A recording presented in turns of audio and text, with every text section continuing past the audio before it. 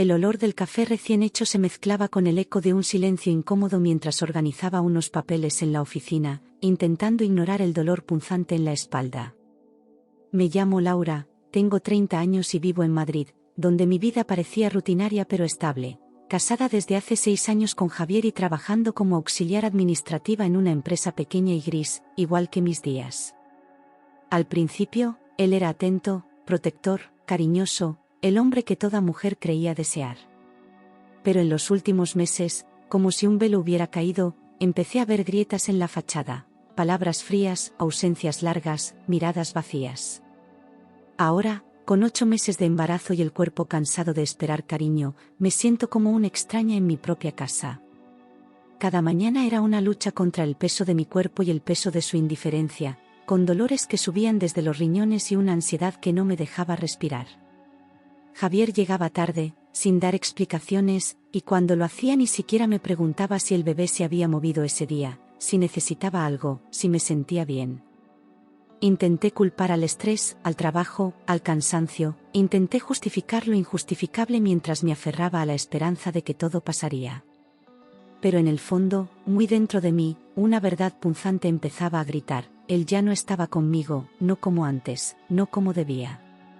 Y cada noche, al acostarme sola en una cama donde él dormía de espaldas, esa certeza me apretaba el corazón. Antes me acompañaba a las revisiones con una sonrisa, como si el mundo entero se iluminara con la idea de ser padre, pero ahora no se dignaba ni a preguntarme si necesitaba ayuda para ponerme los zapatos. Su ausencia no era solo física, era emocional, era como si hubiera mudado el alma sin avisarme. Mi madre, con su sabiduría curtida por la vida, ya lo había dicho cuando lo conoció: ese hombre tiene otra cara que aún no has visto, hija. Yo la había ignorado, enamorada, confiando en un amor que ahora se resquebrajaba como cristal bajo el peso de la realidad. Y mientras mi vientre crecía, su amor desaparecía sin dejar rastro. Estaba cortando calabacines para la cena cuando lo vi entrar con una expresión que no conocía, sin saludar, sin rodeos, soltó: tengo otra mujer y me voy con ella. El cuchillo se me cayó de las manos y durante unos segundos el silencio se hizo tan espeso que apenas podía respirar. Su tono fue tan frío, tan ajeno, que me dejó paralizada, como si hablara de una mudanza cualquiera. Sentí un movimiento fuerte en mi vientre, como si mi hijo reaccionara al dolor que me cruzaba el pecho. En ese instante supe que ya no había marcha atrás, se acababa lo que yo creía que era mi hogar. Sin un gesto de culpa, sin una pizca de empatía, sacó un fajo de billetes del bolsillo y lo tiró encima de la mesa con desdén: espero que al menos no mueras de hambre en los próximos meses. No era una ayuda, era una sentencia, una forma de aplastarme como si yo fuera una carga que por fin podía quitarse de encima. Me sentí rebajada a una indigente, a una mujer abandonada a su suerte. Tragué saliva con dificultad, con el estómago revuelto, luchando por no desmoronarme delante de él. Él, en cambio, parecía aliviado, como si por fin se hubiese quitado una máscara. Cogió una mochila que ya tenía preparada, como si todo hubiese sido planeado al detalle, y sin mirar atrás, se dirigió a la puerta con paso firme. No hubo una última palabra, ni una mirada, ni una pizca de duda. Solo el sonido seco y violento del portazo, como un disparo que sellaba el final de una vida entera. Ese ruido quedó grabado en mi mente como una cicatriz sonora, una marca imborrable. Me quedé allí, quieta, sintiendo que el aire había salido de la casa y de mis pulmones. Me dejé caer en el sofá sin fuerzas, abrazando mi vientre como si pudiera proteger a mi hijo de la crueldad del mundo. Las lágrimas brotaron sin control, mezcladas con rabia, miedo y una soledad devastadora. Lloraba por mí, por él, por el futuro que se rompía en 1000 pedazos delante de mis ojos. En mi interior, el eco de su voz y el golpe de la puerta me perforaban el alma. Solo pensaba: ¿cómo se puede abandonar así a una mujer embarazada? Con manos temblorosas y la voz rota, marqué el número de mi madre sin saber cómo contarle lo que acababa de ocurrir. Al escuchar su voz al otro lado, me vine abajo y rompí en sollozos, tartamudeando frases inconexas. Ella guardó silencio unos segundos que se sintieron eternos, como si estuviera tragándose su propia rabia. Luego habló, firme: hija, no te derrumbes, haz que se arrepienta. Y en ese momento, entre lágrimas, sentí que aún no estaba sola. Mi madre, curtida en dolores que yo apenas imaginaba, no tardó en mostrarse práctica, como siempre. Me dijo que no lo buscara, que no le rogara, que el silencio iba a ser su peor castigo. Que vea lo que ha perdido, pero sin que tú lo digas. No merece ni una lágrima más, sentenció con esa frialdad protectora que solo tienen las madres fuertes. Y aunque mi corazón aún quería entender el porqué, mi razón empezó a construir un muro. Ella tenía razón, lo peor que podía hacerle era desaparecer de su campo de control. Esa noche, el sueño no me visitó ni un segundo, cada vez que cerraba los ojos veía la escena repetirse como un bucle cruel. El fajo de billetes cayendo, su espalda alejándose, el golpe de la puerta, y su frialdad me martillaban la cabeza. Me invadía una rabia densa, un deseo de gritar, de romper algo, de no haber sido tan ingenua. Pero también sentí algo nuevo, como un fuego que nacía en mis entrañas, no iba a dejar que me destruyera.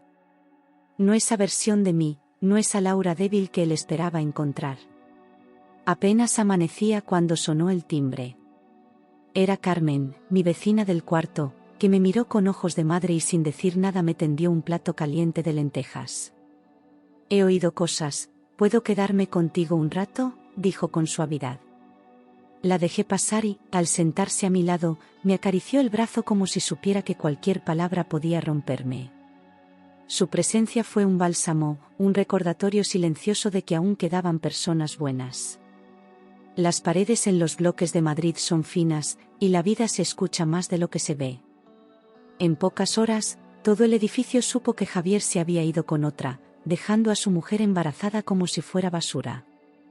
No hizo falta que yo contara nada, bastaron el ruido, el silencio posterior y la expresión con la que salí a tirar la basura esa mañana. En los pasillos se respiraba tensión, comentarios susurrados y miradas largas. El barrio, como una familia extendida, ya había elegido su bando. Apenas 2 días después, varios vecinos vieron a Javier saliendo del portal con una mujer joven, desconocida para todos. No les hizo falta preguntar quién era, la amante ya tenía cara y cuerpo. Al cruzarse con ellos, lo saludó con una sonrisa incómoda, pero nadie le devolvió el gesto. Uno de los vecinos más veteranos, sin miedo ni filtro, le soltó alto y claro: dejar a tu mujer embarazada, vergüenza debería darte. Javier bajó la mirada, y por primera vez, pareció afectado por el juicio público. Siempre supo cuidar su imagen, siempre obsesionado con lo que la gente pensaba de él, y ahora sentía que todo se le escapaba de las manos. Lo conocía bien, su ego era tan frágil como grande, y no soportaba sentirse señalado. Saber que su nombre estaba en boca de todos lo consumía por dentro, aunque fingiera indiferencia. La humillación no venía de mí, sino del reflejo que ahora le devolvía el barrio. Ya no era el buen marido, ahora era el traidor cobarde que había huido de su propio hijo. Me mantuve firme en mi decisión, no lo llamé, no lo busqué, no respondía nada. El teléfono vibraba, pero lo ignoraba con una frialdad que me sorprendía a mí misma. Si él esperaba verme suplicando, iba a recibir todo lo contrario. Recordé las palabras de mi madre y me aferré a ellas como un escudo: el silencio será tu castigo. Cada minuto sin contacto era una victoria silenciosa, mía y de mi hijo. Esa misma tarde, mientras doblaba la ropa del bebé, llegó un WhatsApp de un número desconocido. Al abrirlo, me encontré con un mensaje venenoso: ahora Javier está conmigo. Quédate con tu barriga y tus lágrimas. Me temblaron las manos, no por tristeza, sino por la crueldad innecesaria que contenían esas palabras. Era ella, regodeándose en mi dolor como si hubiera ganado algo. Lo leí una vez, y luego, sin responder, lo guardé. Sabía que no debía rebajarme a su nivel, pero tampoco podía dejar pasar esa prueba. Tomé una captura de pantalla y la guardé, sin saber aún para qué, pero con la certeza de que podría ser útil. No respondí nada, porque entendí que el silencio también la desconcertaría a ella. Quería provocarme, buscar mi reacción, y no le iba a dar ese lujo. Yo estaba herida, sí, pero no derrotada. Esa noche, mientras revisaba las redes por distracción, me encontré con una publicación que me dejó sin aliento. Un antiguo compañero de Javier había escrito en su muro: «Hay hombres que no merecen llamarse padres». No mencionaba nombres, pero todos sabían a quién se refería. Los comentarios no tardaron en aparecer, todos en la misma dirección, todos dejando claro que ya no tenía dónde esconderse. En Madrid, el mundo digital es tan rápido como la lengua de un portero. La publicación se volvió viral dentro de nuestro entorno, compartida por conocidos, excompañeros, incluso vecinos.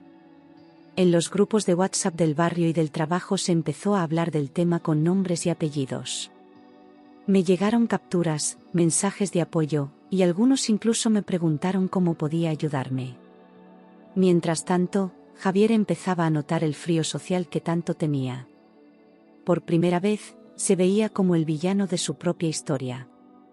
En su trabajo, la cosa no tardó en escalar. Su jefe, hombre serio y cuidadoso con la reputación de la empresa, lo llamó al despacho con gesto tenso.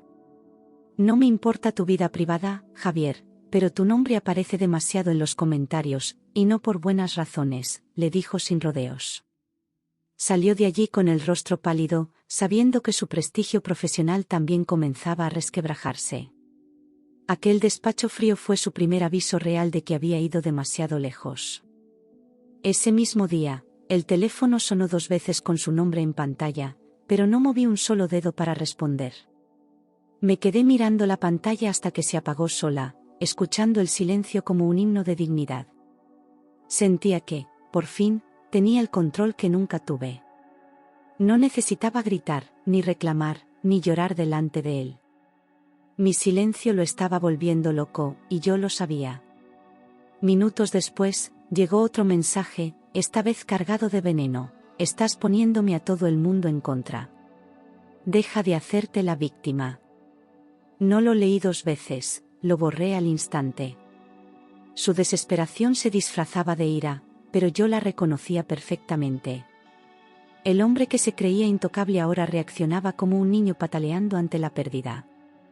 Y yo, por fin, ya no sentía miedo, sino una fuerza que nunca había conocido. Me desperté con ojeras y la espalda contracturada, pero algo dentro de mí había cambiado. Ya no esperaba que él volviera, ahora esperaba no caer. Cada hora sin contestarle, sin mirarle, sin mencionarle, era una declaración de guerra silenciosa. Preparé el desayuno sin llorar, vestí ropa cómoda, y abrí las ventanas como si quisiera ventilar todo rastro suyo. Mi madre me recordaba con firmeza: «El que se va, pierde». Y por primera vez, esa frase no dolía, sino que daba fuerza. Carmen llamó a mi puerta al mediodía, agitada y con ojos como platos. «Acabo de verlos discutiendo en la calle, Laura, delante de todo el mundo», me dijo sin rodeos. Al parecer, la mujer que estaba con él no soportaba ya las miradas, los murmullos, las indirectas. Le gritó que no pensaba cargar con un hombre señalado como cobarde por todo un barrio. Él intentó calmarla, pero ella se alejó entre insultos, dejando claro que el cuento de hadas se había acabado. La imagen de ellos dos caminando como una pareja perfecta había durado poco. La realidad había entrado como un vendaval, y lo que comenzó como una aventura emocionante para ella, se volvió una carga incómoda. La gente no perdona una traición tan evidente, y ella no quería ser la otra en cada conversación. En plena calle, lo dejó plantado con una frase que llegó a mis oídos: «Vuelve con tu vergüenza, que esto no es lo que me vendiste». Y así, la grieta se convirtió en ruptura. Esa misma tarde, mientras preparaba una infusión para calmar los nervios, el timbre sonó con insistencia. Me acerqué sin prisa, ya imaginando quién podía ser, y al mirar por la mirilla lo confirmé: era él. Javier, con la chaqueta arrugada y los ojos rojos, tocando una y otra vez. No abrí enseguida, lo dejé allí, bajo la mirada de varios vecinos que ya se asomaban por las ventanas. Él no esperaba esa frialdad. Yo sí la necesitaba. Abrí la puerta sin una palabra, sin una expresión. Él pidió hablar, con voz rota y mirada suplicante, como si su mundo estuviera desmoronándose en ese instante. Pero ya no era mi problema, ya no era mi responsabilidad salvarlo de su propio naufragio. Lo miré por unos segundos eternos y cerré la puerta con calma, sin decir nada. El silencio volvió a hablar por mí, más alto que cualquier grito. Detrás de él, en la escalera, varios vecinos observaban la escena en completo silencio. Carmen, desde el primer piso, cruzó los brazos con gesto severo, otros bajaban la cabeza, incómodos. La puerta cerrada frente a su cara se convirtió en un espectáculo, y él, que siempre cuidó tanto su apariencia, quedó reducido a un hombre vencido. Nadie intervino, nadie lo defendió. Solo se escuchaban sus pasos torpes bajando las escaleras. Javier descendía lento, como si cada peldaño pesara toneladas, con la cabeza agachada y los hombros hundidos. Ya no quedaba nada de aquel hombre seguro, altivo, que imponía su voz en cada reunión familiar. Lo vi por la mirilla tambalearse como si el mundo se le hubiera caído encima, y por un instante sentí compasión. Pero fue solo un segundo, la dignidad que me había arrebatado durante meses no le daba derecho a mi piedad. No después de todo lo que destruyó. No respondí a ninguno de los mensajes que me envió esa noche ni al audio que duraba más de 3 minutos. Lo escuché a medias. Promesas, lamentos, excusas, frases sueltas que antes me habrían desgarrado. Ahora solo eran ruido. Apagué el móvil y me acosté sin culpa, con una tranquilidad que no sentía desde hacía meses. Entendí que el silencio seguía siendo mi mejor escudo y su peor condena. A la mañana siguiente, algo había cambiado en el aire, el barrio estaba más tranquilo, mi respiración también. Me senté a desayunar con mi madre, y por primera vez en días, sonreí sin tener que fingir. Javier no volvió a aparecer. Había desaparecido, tragado por su vergüenza o por su derrota, no lo sabía. Pero si sabía algo, yo estaba recuperando mi vida, y ya no pensaba devolverla. Él, en cambio, estaba solo. La amante se había esfumado, los vecinos le cerraban las puertas, y yo ya no existía para él. En apenas 3 días, perdió el respeto de todos y la comodidad de un hogar al que creyó que podía regresar cuando quisiera. Su imagen, esa que tanto cuidó, estaba hecha trizas. Lo que no imaginaba era que su mayor pérdida no era ni la casa, ni el hijo, ni siquiera el amor, era el poder que creyó tener sobre mí. Y eso no lo iba a recuperar jamás. Continuamos con la siguiente tanda de 10 tópicos, en la que el declive de Javier se acelera y aislado, sin amante ni aliados, empezó a hacer cálculos y a imaginar escenarios que antes ignoraba con arrogancia. Temía que yo lo denunciara, que pidiera una pensión, que lo expusiera aún más públicamente. Su miedo ya no era perderme a mí, sino perder su dinero, su imagen, su estabilidad. Lo que antes veía como un juego ahora lo asfixiaba con consecuencias reales. Por primera vez, entendía que había algo que ya no controlaba. No tardó en llegar la llamada de sus padres, gente tradicional y reservada, que ya se había enterado de todo por un primo que vivía cerca. «¿Qué has hecho, Javier? ¿Cómo has podido dejar a tu mujer así?», le dijeron sin rodeos. No buscaban excusas, querían respuestas, pero él solo repetía que las cosas se le habían ido de las manos. Su madre, especialmente, estaba devastada por los rumores. Y lo peor para él era saber que su propia familia ya no lo defendía. En medio de la conversación, su madre pronunció una frase que, según me contó Carmen después, lo dejó helado: «Hijo, me avergüenzo de ti».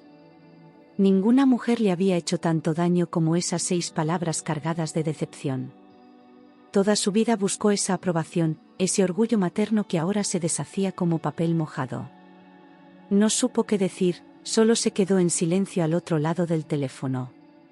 Ahí fue cuando empezó a caer del todo. Esa misma tarde, regresó al portal de mi casa. Esta vez no tocó el timbre con rabia ni se plantó como si aún tuviera derecho a nada. Tenía los ojos hinchados, el rostro desencajado y los hombros vencidos. Me miró desde el rellano con una expresión que nunca había visto, la de un hombre derrotado. Y sin decir palabra, dejó que las lágrimas hablaran por él. No hubo dramatismos fingidos ni discursos teatrales, se arrodilló frente a la puerta, en silencio, como quien pide perdón al universo. Lloraba bajito, con la cabeza gacha, mientras golpeaba suavemente la madera con los nudillos. Era patético, pero real. No era el Javier que me humilló, era otro hombre, roto por dentro. Y aún así, no sentí compasión, solo justicia. Cuando por fin habló, su voz era temblorosa, apenas un susurro entrecortado. Laura, me equivoqué, por favor, no me dejes solo. Me pidió que le diera otra oportunidad, que pensara en el bebé, que no lo borrara de nuestras vidas. Dijo que había sido un cobarde, que todo se le había ido de las manos, que se arrepentía. Pero para mí, esas palabras llegaban tarde, vacías, como monedas falsas. Él buscaba consuelo. Yo ya había encontrado fuerza. Abrí la puerta solo unos centímetros y me quedé mirándolo en silencio, como si necesitara confirmar que era él quien estaba ahí, suplicando. Lo observé sin odio, pero sin ternura, con una frialdad que yo misma no sabía que tenía. No hice un solo gesto, no pronuncié una sola palabra. Solo mi presencia, firme y en paz, fue suficiente para hacerlo tambalear. Y cuando sus ojos buscaron una señal de esperanza, le di la espalda. Cerré la puerta con lentitud, con decisión, susurrando solo una frase antes de que el cerrojo sonara: ahora sabes lo que es quedarse sin nada. Y esas palabras, dichas con calma, no con rabia, fueron la sentencia final. No grité, no insulté, no lloré, cerré el capítulo delante de él. Sentí que algo se sellaba, que algo por fin terminaba. Y en ese gesto, me liberé del todo. El sonido seco del portazo no fue un estallido de ira, sino una declaración de independencia. No era venganza, era justicia emocional. No volví a mirar por la mirilla, no esperé que se fuera. Volví a la cocina, puse agua a calentar y respiré con una paz que no conocía desde hacía mucho tiempo. Aquel portazo no cerró la puerta de casa. Cerró la puerta de mi pasado. En la escalera, el silencio era absoluto.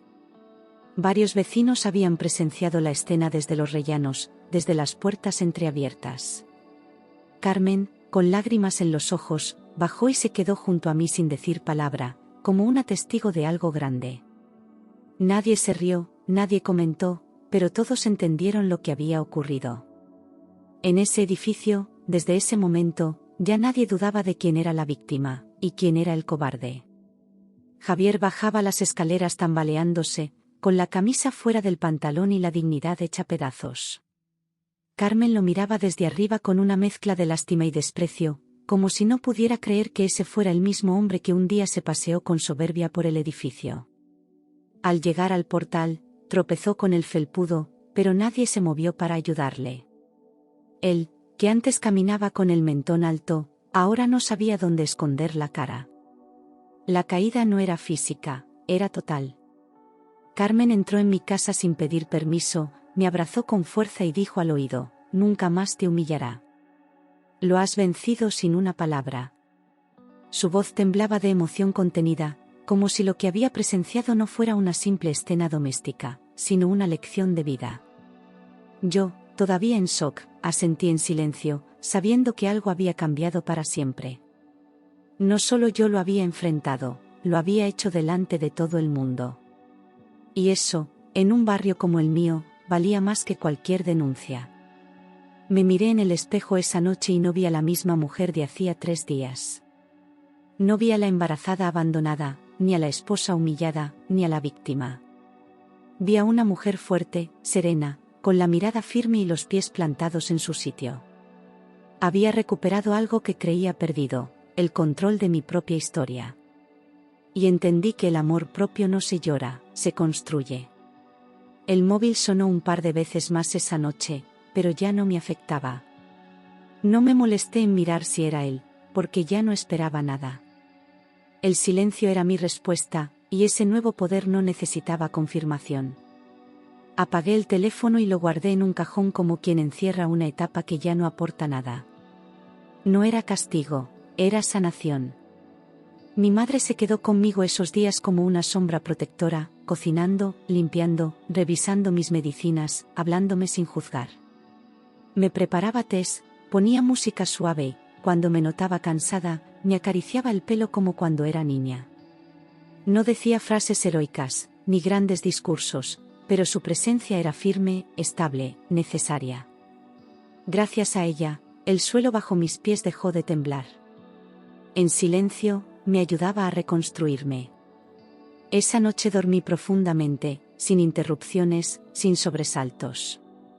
No soñé con él, ni con peleas, ni con huidas. Soñé con mi hijo, con su carita redonda, con su llanto, con su olor. Y al despertar, sentí que algo se había reparado dentro de mí. Por fin, después de tanto, mi cuerpo y mi mente descansaban en la misma cama.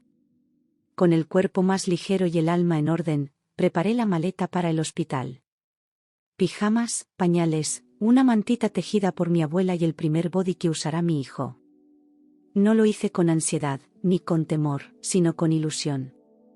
Sabía que él llegaría a un mundo más limpio, sin mentiras, sin gritos, sin un padre que lo rechazó antes de nacer. Y eso, aunque doliera, también era una forma de amor. Miré todo lo que había pasado y no encontré vergüenza en ningún rincón. No me arrastré, no me rebajé, no mendigué amor. Aguanté, lloré, pero no me perdí. Y eso, en este mundo que tantas veces nos quiere romper, era mi mayor victoria.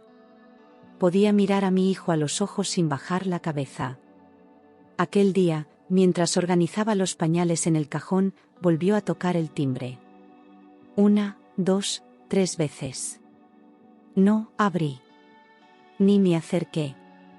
Solo le mandé un mensaje corto y claro: no vuelvas más. No te quiero cerca. No te necesito. Bloqueé su número y volví a mi tarea con calma. Esa fue la última vez que lo supe en mi puerta. Con cada silencio, con cada puerta que no abrí, con cada palabra que elegí no decir, fui aprendiendo quién soy. Comprendí que hay batallas que no se ganan gritando, sino aguantando firme sin doblarse. Aprendí que no todo amor es amor, y que no todo perdón es justo. Que a veces, marcharse no es rendirse, es elegir salvarse. Y que mi hijo merecía una madre que se eligiera a sí misma primero. De Javier supe poco más, solo lo que llegó por rumores, que en el trabajo ya no era bienvenido, que la amante se esfumó como llegó, y que sus propios padres le habían cerrado la puerta. Lo que había construido durante años se desmoronó en 3 días de verdad y consecuencia. No hizo falta que yo dijera nada, el tiempo y la vergüenza hicieron el trabajo por mí. Y eso, sin rencor, fue suficiente. El hombre que creyó tenerlo todo, terminó sin nada. Los vecinos, antes distantes, empezaron a saludarme con una calidez distinta, como si me vieran con otros ojos. Carmen me traía bizcochos, el portero me ayudaba con las bolsas, y hasta la señora del sexto me ofreció ropa para el bebé. No hubo lástima, hubo reconocimiento. Había hecho lo que muchas callan, y eso se respetaba. En el barrio, ya no era solo Laura, era la mujer que se hizo valer. Cada vez que acariciaba mi vientre sentía una conexión profunda, una promesa entre los dos. Le juraba en silencio que nunca lo dejaría solo, que nunca permitiría que le faltara amor. No tendría un padre presente, pero tendría una madre entera. Fuerte, digna, capaz. Iba a nacer en un hogar donde nadie volvería a levantar la voz para herirnos. No necesité abogados, ni gritos, ni venganzas. La justicia que necesitaba llegó sola, en forma de soledad para él y libertad para mí. A veces, el mayor castigo es no tener a quien culpar más que a uno mismo. Él lo vivió, y yo lo supe sin necesidad de comprobarlo. La justicia verdadera no siempre se firma en un juzgado, a veces se firma en el alma. Me volví más cuidadosa con mis palabras, más firme con mis límites, más serena en mis decisiones. Ya no era la mujer que temía quedarse sola, ahora era la que sabía estar consigo misma. Tenía cicatrices, sí, pero también una luz nueva que me nacía de dentro. Había enterrado el miedo y sembrado en su lugar algo más valioso, respeto por mí. Era otra, y nunca volvería a ser menos. Volví a mirarme al espejo sin esquivar mi reflejo. Me peiné con calma, me vestí sin prisa, me puse colonia solo para mí. Ya no necesitaba que nadie me dijera que valgo, lo sabía. Había atravesado el dolor más profundo y había salido con la cabeza en alto. El amor propio ya no era un ideal lejano, era mi nueva forma de vivir. En apenas 3 días, lo vi de rodillas, derrotado, deshecho. Lo mismo que yo estuve por dentro durante semanas, él lo vivió en público, sin refugio. El ciclo se cerró no con venganza, sino con dignidad. Yo no lo destruí, él se encargó de hacerlo solo. Y al final, entendí, no se trataba de ganarle a él, se trataba de volver a mí. Ya no quedaban dudas, ni nostalgia, ni espacio para «y sí». Él no volvería a tocar mi puerta, y yo no volvería a abrirla. No había perdón, no había segunda oportunidad, no había marcha atrás. A veces, para sanar, hay que cerrar con llave. Y yo lo hice con todo el corazón. Solo pensaba en una cosa, mi hijo. En su llanto, su sonrisa, sus primeros pasos, sus cumpleaños sin ausencias que duelen. Iba a construir una vida tranquila, luminosa, honesta. Ya no esperaba cuentos de hadas, solo una paz real. Y lo más importante, jamás volvería a permitir que nadie me quitara la voz. Nunca más. El día que rompí aguas fue una madrugada serena. Estaba sola en casa, mi madre se había ido horas antes, y yo había decidido dormir poco antes de que llegara el momento. No hubo pánico, ni caos, solo respiré hondo, cogí la maleta que ya tenía preparada y llamé a un taxi. El conductor fue amable, me abrió la puerta con cuidado y me deseó suerte. Mientras avanzábamos por las calles vacías de Madrid, sentí que estaba exactamente donde debía estar. En la sala de partos, mientras las contracciones se volvían más intensas, pensé en todo lo que había superado para llegar hasta allí. Las palabras crueles, el abandono, el portazo. Todo parecía lejano, como un capítulo cerrado. Ya no había rencor, solo ganas de conocer a ese pequeño ser que había resistido conmigo cada lágrima y cada noche en vela. Él, más que nadie, merecía un comienzo limpio. Cuando lo escuché llorar por primera vez, algo dentro de mí se rompió y se reconstruyó al mismo tiempo. Era un llanto fuerte, decidido, como si ya supiera que venía a un mundo donde se le iba a amar de verdad. Lo pusieron sobre mi pecho, y en ese instante supe que todo lo vivido había valido la pena. Su calor, su piel contra la mía, su respiración, fue mi renacer. Lo llamé Gabriel. No por casualidad, sino porque necesitaba un nombre que llevara luz. Gabriel significaba fuerza, significaba mensaje, significaba protección. Lo miré a los ojos y le prometí, en silencio, que nada ni nadie lo haría sentirse pequeño jamás. Éramos 2, pero ya no estábamos solos. Los primeros días en casa fueron un aprendizaje constante, pero también una celebración silenciosa. Cada pañal, cada biberón, cada madrugada de insomnio eran pequeñas victorias de una vida que empezaba sin sombras. Mi madre se quedaba a ratos, Carmen venía con sopa caliente, y yo sentía que, por fin, todo el dolor había sembrado algo fértil. No necesitaba a Javier. No lo echaba de menos. Y eso era libertad. Nunca volví a mencionar su nombre dentro de casa. No como castigo, sino como protección. Gabriel iba a crecer sin esa figura, pero rodeado de mujeres fuertes, de abrazos sinceros y palabras sanas. No haría falta llenar ningún vacío, porque en nuestro hogar no había huecos, solo amor real. Un amor que no abandona cuando más se le necesita. Cada vez que salía con el carrito por el barrio, los vecinos me saludaban con respeto. Algunos se ofrecían a cargar bolsas, otros solo sonreían con complicidad. Ya no era la abandonada, ahora era la que lo superó todo. Y aunque eso no me definía, sí me recordaba que había atravesado un incendio y había salido intacta. Había sobrevivido. Pero, más que eso, había renacido. Volví a trabajar meses después, con una nueva seguridad en mí misma. Ya no aceptaba miradas por encima del hombro, ni comentarios fuera de lugar. Sabía quién era, sabía lo que valía, y lo transmitía sin levantar la voz. Mi jefe me felicitó por mi regreso, y algunas compañeras me miraban como si quisieran tener mi coraje. Pero yo no era valiente, solo había aprendido a no permitir menos. Gabriel crecía sano, feliz, con carcajadas que llenaban cada rincón. Tenía los ojos claros como los míos y una risa que venía del alma.